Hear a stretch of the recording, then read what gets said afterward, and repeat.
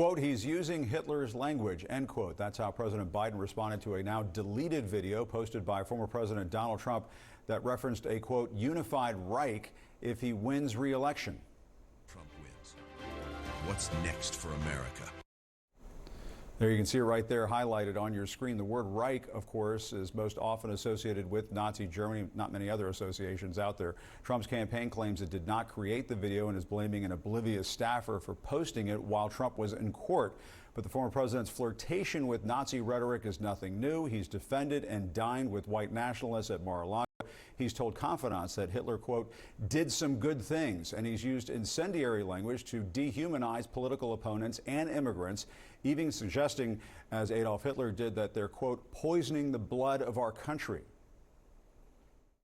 They're poisoning the blood of our country. That's what they've done. Country changing, country threatening, and their country wrecking. They're not humans. They're not humans. They're animals. I'll use the word animal because that's what they are. We don't want them coming into our country with contagious diseases, and they have it. We will root out the communists, Marxists, fascists, and the radical left thugs that live like vermin within the confines of our country.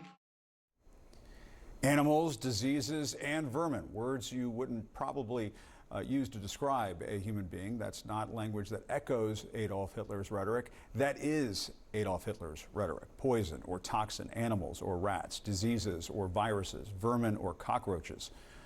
Where's the difference? The truth is there isn't one. And when confronted with that reality, Trump, he feigns ignorance, claiming he didn't know Hitler used those words. Well, now he knows. And regardless, he continues to parrot that language today. That's an alarming choice for a man who has often struggled to unequivocally denounce white supremacists. You recall these moments. Would you like me to condemn? White supremacists and right Proud Boys, stand back and stand by. They showed up in Charlottesville to protest. Excuse me, they didn't put themselves down as you, and you had some very bad people in that group. But you also had people that were very fine people on both sides. Those words have power, they have meaning, and when Donald Trump speaks, the world listens. Neo-Nazis and white supremacists certainly listen. So why can't he denounce them? Why can't he reject their support? Why does he continue to use rhetoric with dark historical parallels? Let's discuss with senior political commentator, former Republican congressman from Illinois, Adam Kinzinger. Adam, I guess, what's your reaction to all of this? I saw you reacted on X, formerly known as Twitter, where a lot of these right-wing white supremacist folks sort of mill around and gobble up Trump's rhetoric. And I guess one of the questions that stands out to me is, why did it take so long for Trump to take it down? Jim, that was the first time I've ever tweeted an F-bomb on Twitter. And I don't do that lightly, but there was no other way to express the outrage I felt. And let me just say to my fellow Christians out there, if you somehow can defend this, then you haven't read or followed the same Jesus I follow. I'm just saying that. Now, why did it take so long? It's obvious. So what Donald Trump does, now is Donald Trump really a goose-stepping Nazi? Probably not, right? I don't think he is. But he always does the old, you know this, you covered him for 4 years. He does the old like kind of wink and nod, like the old, oh, I'm not really with them, but hey guys, right? I'm kind of with you. Like, I'm not with the Nazis, but if the Nazis are with me, that's okay. And that's what he does. The whole stand back and stand by with the Proud Boys. Look, if you want, he would come on and say, well, I actually denounced him. I told him to stand back. And okay. But then the Proud Boys, I remember actually I was in Vegas not that long after he said that, and I saw some Proud Boys with a shirt that said stand back and stand by. That's what he does. He signals anybody is welcome. It is the superpower of a cult to always forgive and always welcome. Yeah, I mean, these aren't dog whistles anymore. And Trump has also made anti-Semitic comments about Jewish Democrats who vote for Joe Biden. And here's what he said outside of court just yesterday. And we should note, he has said this a number of other ways at other moments, but here he said it yesterday as well. Let's listen. And Jewish people that go for Biden and the Democrats, they should have their head examined. Your reaction to that? I mean, it's more of the same. And actually, this is kind of something I had heard a lot in the Republican Party, which is we don't understand how Jewish people can vote for Democrats because of Israel. It's like really putting on to Jewish folks that they're basically just one-dimensional voters. Like they actually, they care about a lot of things. And quite honestly, I'm not sure really where Trump is on Israel anymore. But yeah, I mean, this is just, again, I like to play the game of if Biden did this, okay? What if Biden would have said anything about how Jews should be voting? What if Biden would have said, stand back and stand by? What if Biden would have put out this, Reich newspaper thing?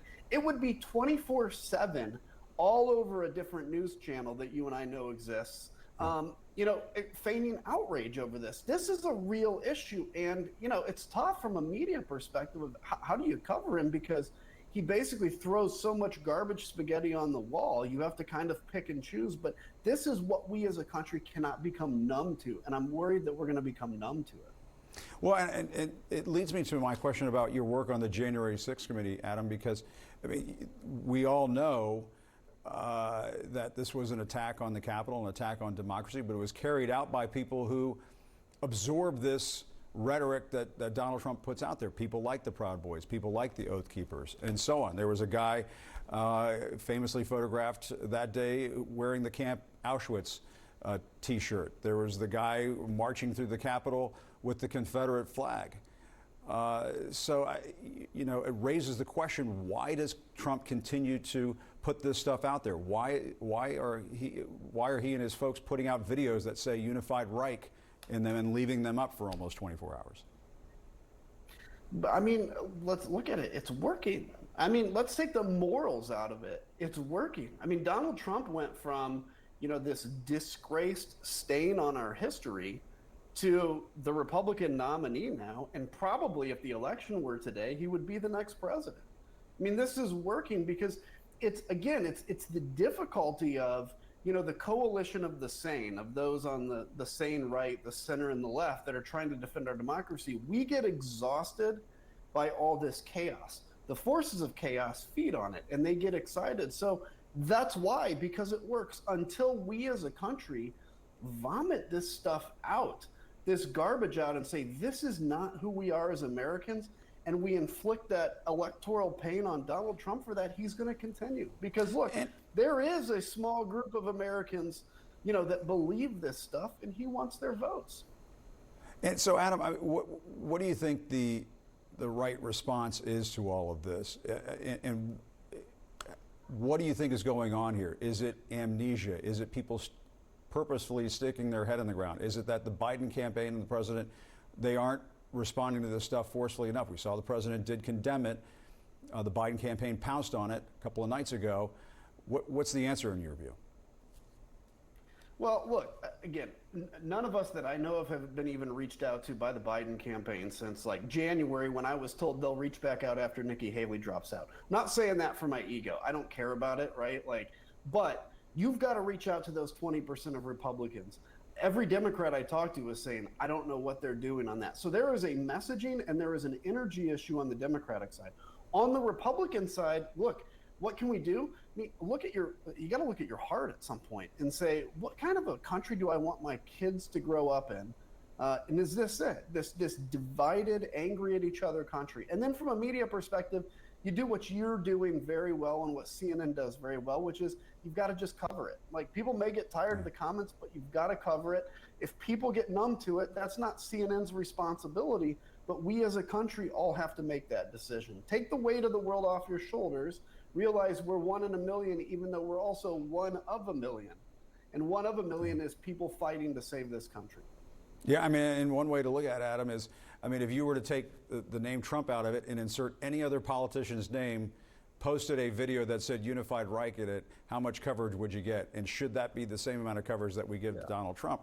And it's just not at this point, because you're right. People are worn down. They want to move on. They don't want to talk about this stuff all the time. But of course, you have to. You can't stick your head in the sand. Adam Kinzinger, thanks very much for your time. Appreciate it.